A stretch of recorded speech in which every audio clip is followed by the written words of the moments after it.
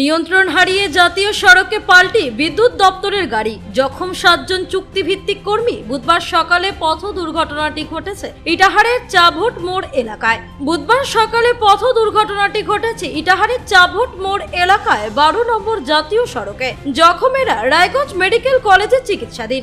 জখম 6 জনের বাড়ি নদিয়া জেলার নাকাশিপাড়া থানা এলাকায় এবং একজনের বাড়ি ইটাহারের বেতর গ্রামে। ইটাহার বিদ্যুৎ দপ্তর সূত্রে জানা গিয়েছে, জখমেরা সকলে একটি বেসরকারি সংস্থায় চুক্তিভিত্তিক কর্মী। পুলিশ সূত্রে খবর, বুধবার বিদ্যুতের কেবল তারের কাজ করার উদ্দেশ্যে একটি পিকআপ গাড়িতে 9 জন কর্মী মারনাই অঞ্চলের তাঁতিপাড়া যাচ্ছিলেন। হঠাৎ চাভট মোড় এলাকায় জাতীয় সড়কে থাকা পুলিশের ব্যারিয়ার কাটিয়ে যাওয়ার সময় পিকআপটি নিয়ন্ত্রণ হারিয়ে উল্টে যায়। গাড়ির কেবিনে থাকা চালক ও এক কর্মী অক্ষত থাকলেও গাড়ির উপরে থাকা 7 জন কর্মী ছিটকে জাতীয় সড়কে পড়ে গাড়ি সহ হেঁচড়ে যান রাস্তায়। এই ঘটনায় গুরুতর জখম হন 7 জন কর্মী, তার মধ্যে 4 জনের অবস্থা আশঙ্কাজনক। ঘটনার ব্যাপক চাঞ্চল্য ছড়ায় এলাকায়। খবর পেয়ে তড়িঘড়ি ঘটনাস্থলে পৌঁছায় ইটাহার থানার ট্রাফিক পুলিশ।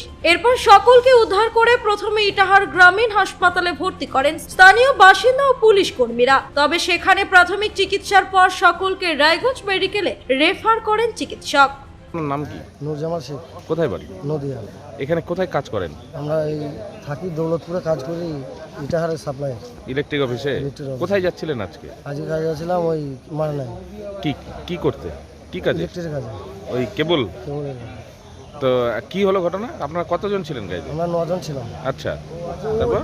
গাড়িটা কন্ট্রোল না করাতে গাড়িটা পাল্টে গেছে। মানে আপনি চালাচ্ছিলেন? আমি চালাচ্ছি। ওখানে কি স্লিপ করেছে গাড়ি? করে পাল্টে গেছে।